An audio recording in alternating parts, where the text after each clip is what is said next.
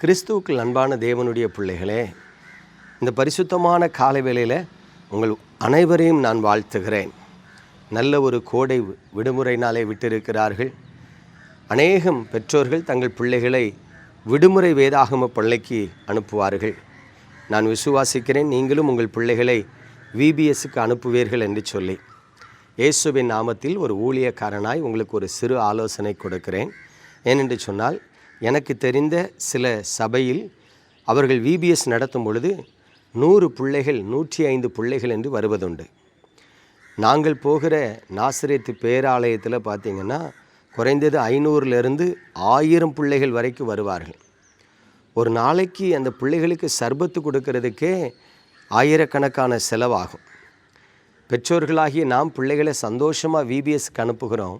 அதே நேரத்தில் அந்த விபிஎஸ் நடத்துகிறவர்களின் தேவைகளை நாம் கண்டிப்பாக அறிந்து, முடிந்தால் நம்மால் முடிந்த சிறு காணிக்கையை கொடுத்து அந்த விபிஎஸ் ஊழியத்தை நீங்கள் தாங்க வேண்டும் என்று இயேசுவின் நாமத்தில் உங்களுக்கு ஆலோசனை சொல்லுகிறேன்.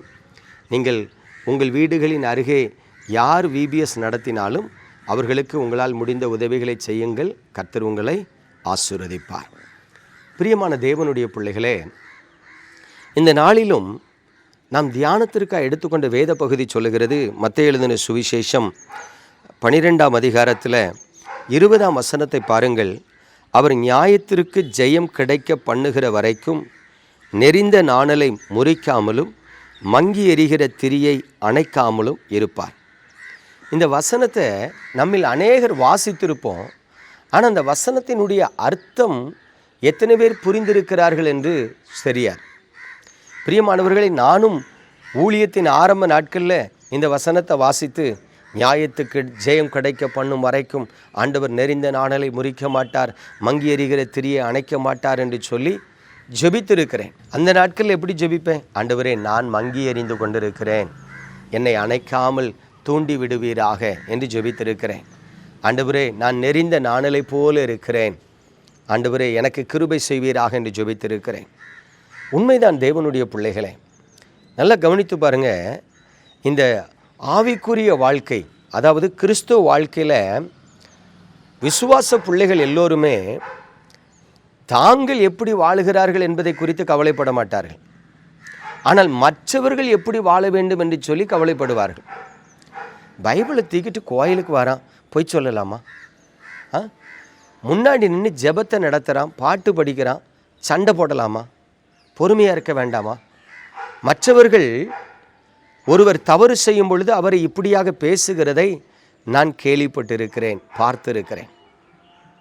பாருங்கள், இந்த கிறிஸ்தவ வாழ்க்கையில் நான் உண்மையாக இருக்கிறேனா, நான் உத்தமமாய் பின்பற்றுகிறேனா என்று எவருமே கவலைப்பட மாட்டார்கள். ஆனால் ஒருவர் தவறு செய்து விட்டால், ஒருவர் பாவத்தில் விழுந்து விட்டால் உடனடியாக குற்றப்படுத்துவதற்கு, குறை சொல்லுவதற்கு அநேகர் வந்து விடுவார்கள். சில நேரம் சில தேவ பிள்ளைகள் இப்படி பேசி கொண்டு இருக்கிறதை நான் கேட்டிருக்கிறேன். என்னென்னா, அவனுக்கெல்லாம் ஒரு சாவு வர மாட்டேக்கு, ஆண்டவர் அவனெல்லாம் அடிக்க மாட்டேக்கார். எதுக்கு? ஒரு ஊழியம் செஞ்சுட்டு எவ்வளோ பெரிய தப்பு செஞ்சுருக்கான், அவனுக்கு ஒரு அடி விழுந்தா நல்லாயிருக்கும், அவனுக்கு கண்ணு குருடானா நல்லாயிருக்கும், கோயில் காணிக்க களவாங்கிறான், கர்த்தர் அவனை பெதடியில் அடிக்க வேண்டாம். பாருங்கள், ஒரு மனிதன் தவறு செய்யும் பொழுது மற்றவர்கள் நியாயம் தீர்க்கிற காரியத்தை பேசுகிறார்கள். தவறு செய்தவனுக்கு உடனே தண்டனை வந்துடணும், தப்பு செஞ்சவனுக்கு உடனே அடி விழுந்துடணும். அப்பொழுதுதான் மற்றவர்களுக்கு ஒரு பயம் இருக்கும். பிரியமானவர்களே, சில நேரம் நானுமே அப்படி பேசியிருக்கிறேன், இல்லைன்னு சொல்ல முடியாது. ஆனால் வேதத்தை நல்லா கவனித்து பார்த்தீங்கன்னா, பழைய ஏற்பாட்டு காலத்தில் தான் தவறு செய்தவர்களை தேவன் உடனே தண்டித்து கொண்டு வந்தார். புதிய ஏற்பாட்டு காலத்தில் அவர் கிருபை அளித்து கொண்டு இருக்கிறார். ஒருவன் தவறு செய்வான் என்று சொன்னால், ஒருவன் பாவம் செய்வான் என்று சொன்னால், நீதிபரராக இருக்கிற இயேசு கிறிஸ்து அவனுக்காக பிதாவினிடத்தில் என்ன பண்ணுகிறார்? பரிந்து பேசுகிறார். அப்போ கவனிங்க, கிறிஸ்துவுக்குள்ளான இந்த வாழ்க்கையில் தேவ பிள்ளைகளாகி நீங்களும் நானும் எப்படி வாழணும்னு வேதம் சொல்லுது தெரியுமா? நாம் எப்படி வாழணும்னா, ஆண்டவருக்கு ஒரு சுபாவம் இருக்குது, விழுகிறவர்களை தாங்குகிறார், மடங்கடிக்கப்பட்டவர்களை கை தூக்கி விடுகிறார். அப்படியானால் தேவனுடைய பிள்ளை என்று சொல்லிக் கொள்ளுகிற நான் விழுந்தவனை தூக்கி விடணும், விழப்போகிறவனை தாங்கி விழாதபடிக்கு பிடிக்கணும். இன்றைக்கு கிறிஸ்தவர்களாகிய நமக்குள்ள அப்படிப்பட்ட சுபாவங்கள் இருக்கிறதான்னு பாருங்கள். ஒருத்தர் விழப்போறாருன்னு தெரிஞ்சா விழுந்துட்டானா விழலையா, எப்போ விழுவான், இப்படி தான் காத்து கொண்டு இருக்கிறோமோ ஒழிய கிறிஸ்துவினுடைய சுபாவத்துக்கு பங்கில்லாதவர்களாய் வாழ்ந்து கொண்டு இருக்கிறோம். பிரியமான தேவனுடைய பிள்ளைகளை, வேதம் சொல்லுகிறது, நியாயத்திற்கு ஜெயம் கிடைக்கும் வரைக்கும் அவர் நெறிந்த நாணலை முறிக்க மாட்டார். அப்போது இன்றைக்கி உங்கள் வாழ்க்கையில் ஏதோ ஒரு பகுதியில் பரிசுத்தத்தில் குறைவுள்ளவர்களாக இருக்கலாம், அன்பு செலுத்துறதில் குறைவுள்ளவர்களாக இருக்கலாம், மற்றவர்களை விசாரிக்கிறதுல, ஏழைகளுக்கு உதவி செய்கிறதுல நீங்கள் குறைவுள்ளவர்களாக இருக்கலாம். உங்கள் குறைவுகளை கண்டு உடனே கர்த்தர் உங்களை புறக்கணிக்கிறவர் அல்ல. நீங்கள் பலப்படும் வரைக்கும், நீங்கள் குணப்படும் வரைக்கும், நீங்கள் தேர்ச்சி அடையும் வரைக்கும் உங்களுக்கு உதவி செய்ய வல்லவராக இருக்கிறார். அல்லேலூயா. அது உங்களுக்கு மட்டும் இல்லை, அவருடைய நாமத்தை பின்பற்றுகிற ஒவ்வொருவருக்கும். எனக்கு தெரிந்த ஒரு தம்பி ரட்சிக்கப்படுகிறதுக்கு முன்பு பாவத்தில் இடறி விழுந்தான். ரட்சிக்கப்பட்ட பிறகு பாவத்தில் தடுமாறிட்டு இருந்தான். அதுக்கு பிறகு அபிஷேகம் பெற்ற பிறகு பாவத்தை பார்த்து அப்படி சோவாரிக்கிட்டு இருந்தான். அந்த தம்பி ஊழியத்துக்கு வந்துட்டான், பாவம் செய்கிறதெல்லாம் விட்டுட்டான்.